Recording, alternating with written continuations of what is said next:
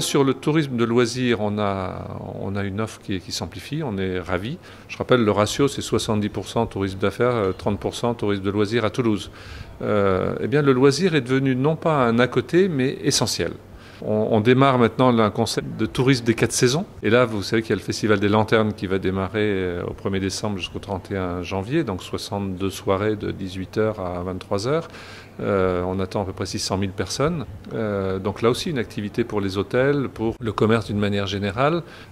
Après, on a des événements importants. Donc ça, Toulouse va jouer évidemment sa carte de métropole européenne. On a un rythme de reprise qui est plus rapide que celui qu'on avait anticipé.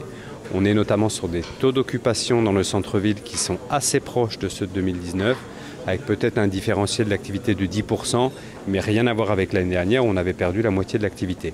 Et sur les principaux sites touristiques, je cite souvent en exemple la Cité de l'Espace ou Aéroscopia, qui sont sur des niveaux similaires à ceux de 2019 sur l'été. Et donc c'est là qu'on voit qu'on a une vraie spécificité à Toulouse sur évidemment aéronautique, aérospatiale, mais aussi sur du culturel.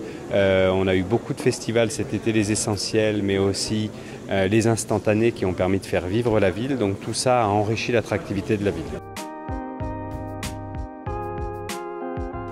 Alors il y a deux axes principaux. Il y a un vrai recentrage sur des actions de communication sur le marché français, mais aussi sur le marché ultra local. Vraiment faire des Toulousains, des touristes chez eux, c'est devenu une priorité depuis 2 ans.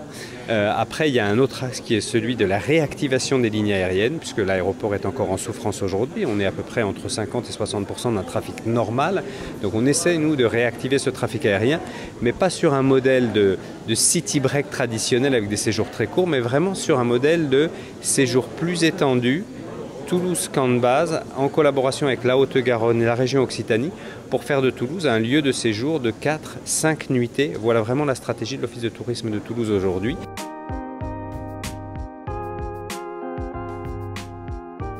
Une chose est sûre, ce sont des entreprises innovantes et qu'on aime dire relais de croissance de demain. En effet, là on parle par exemple d'entreprises d'aéronautique verte. Je cite à titre d'exemple Bien d'Aéro, Universal Hydrogène et qui prépare l'avion à hydrogène du futur ici à Toulouse. On attire également, comme chaque année, des entreprises dans l'intelligence artificielle, notamment l'intelligence artificielle qui est dédiée à l'industrie 4.0. C'est la force de Toulouse, c'est le hardware.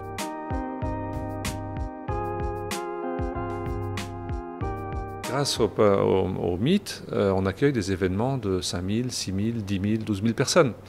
Donc on joue dans la cour des grands. Donc là, on a mis en place un fonds congrès doté d'1 million d'euros par an qui nous permet d'aller capter 3 grands congrès annuels et puis plus des petits spécifiques sur des domaines auxquels on tient, intelligence artificielle, biotech, agritech, etc. Faire venir ces grands événements à Toulouse.